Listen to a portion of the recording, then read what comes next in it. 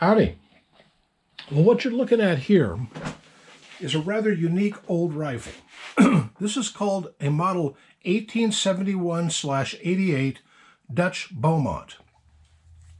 The Dutch Beaumont was originally designed, well, in the 1870s for Holland.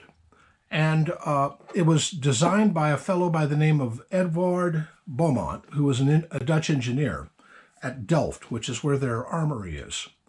And he came up with this thing as a basically their very first centerfire metallic cartridge rifle. Matter of fact, this is, I think, the first rifle of that kind in Europe, anywhere.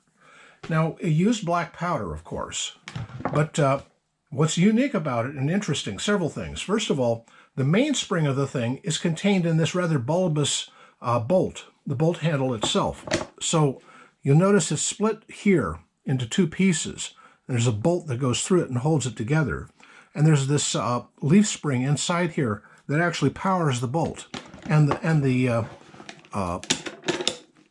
cocking piece, which is in the bolt here. This part of the bolt here does not rotate. The only locking lug is this. So it's really only for low power black powder. And it works very well. It's a striker fired. You can find out a lot from the markings on the thing. This one was made in 1873. And by the way, this was sort of patterned after the French chassepot.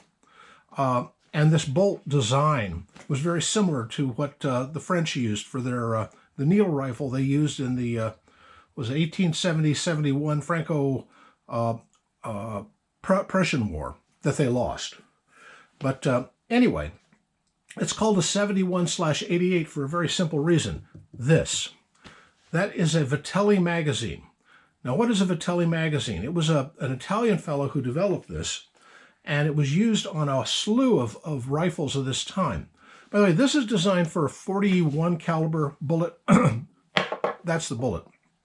And here's an example of a fired case. I made these because you cannot get them anymore, period. These are made out of 50-90 cases. These are typical of the 41 to 45 caliber bullets that were used by many countries back then. The Egyptians used one very similar to this, and 41 Egyptian will work in a Beaumont or vice versa. Several others. The Italian Vitelli also used the Vitalli magazine. And if interested, by the way, I happen to have, that's a Vitelli magazine. This is the add-on. You take a single-shot rifle, cut a hole in the base of it, bolt this on, and suddenly you've got a 5-shot, 1 in the pipe and 4 in the magazine here. And it will hold any of those basic 41 to 45 caliber rounds. This one's serialized, I see. I didn't realize that. I got this off of eBay. I thought it was kind of cool, so I bought it. And as you can see, it looks just exactly like the one that's on this Beaumont. And I'm sure that if I took this one off, I could put this one on. Yeah, it even has the same screw pattern. This is exactly the same as the one on a Vitelli. I know I've got a Vitelli that had one, but has been reconfigured for the Mannlicher pattern magazine because it's been rechambered, re-sleeved for a 6.5 Carcano Italian round as a substitute standard in World War I. This was used from 1870 until it was, well, until about 1900, and was just a very popular rifle of its day. Single shot, originally single shot, black powder, bolt action, handcock, everything. You can tell a lot from the markings on it. It always has a cartouche here that we'll discuss with where it was made and then this is a inspector mark here. There's other inspector marks that are on the bolt itself.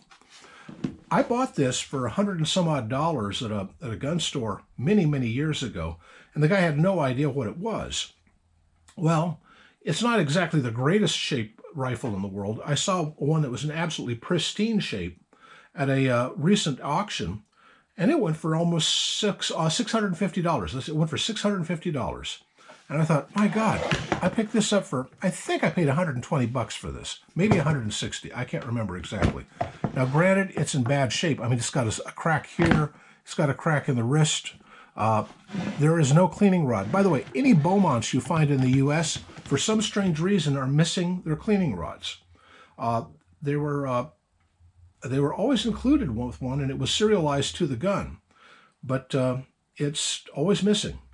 I do know of a fellow who makes clone ones or replicas, but it's just not the same as having the original, you know? And a regular cleaning rod will fit in it, so why bother? Anyway, this is my Dutch Beaumont.